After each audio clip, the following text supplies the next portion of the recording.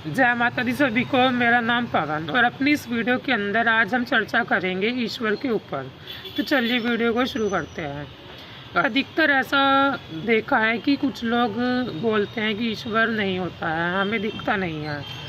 तो इस वीडियो के माध्यम से मैं उन सभी लोगों को यह संदेश देना चाहूँगा कि अगर आप ईश्वर को देखना चाहते हैं तो आपको उनको देखने के लिए जो हमें दो आँखें मिली है ये पर्याप्त नहीं होती है।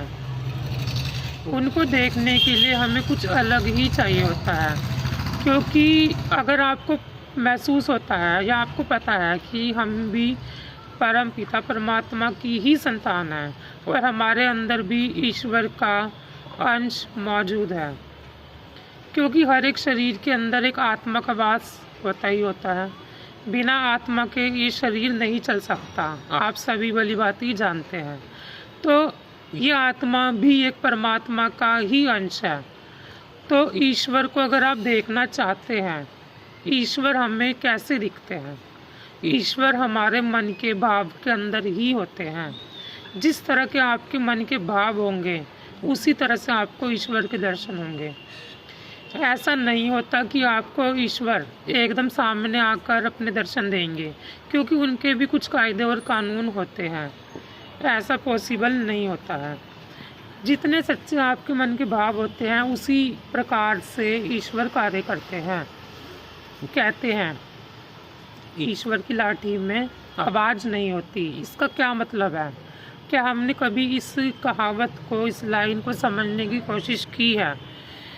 इसका यह मतलब है कि एक ऐसी अदृश्य शक्ति है जो हम देख नहीं सकते।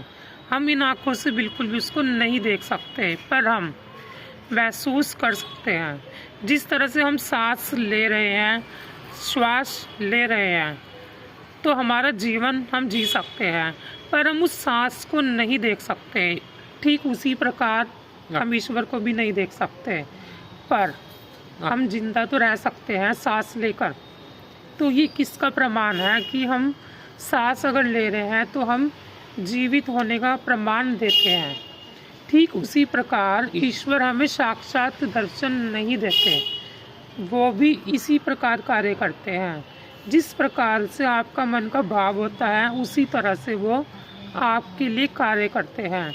अगर आपके मन में कोई भाव आया कि मुझे आज कुछ खाना है, तो आप देखते हैं कि आपको वो चीज़ कहीं ना कहीं से प्राप्त हो जाती है। और अगर आप किसी को सच्चे दिल से याद करते हैं, आपने नोटिस किया होगा, या तो उस इंसान का आपके पास कॉल आता है या वो इंसान आपको कहीं ना कहीं मिल जाता है। तो ये सारा का सारा खेल किस चीज़ का है? ईश्वर का, मन के भावों का। तो ईश्वर इस तरह से कार्य करते हैं कि वो डायरेक्ट आपसे कांटेक्ट नहीं करते, मन के भाव से ही कांटेक्ट करते हैं। ईश्वर सिर्फ एक भाव ही है, उनको देखा नहीं समझा जा सकता, महसूस किया जा सकता है। आशा करता हूँ दी गई जानकारी आपको अच्छी लगी होगी। अगर मेरी वीडियो आपको अच्छी लगी हो तो इसको शेयर करें, कमेंट करें और लाइक करें। धन्यवाद। जय माता दी।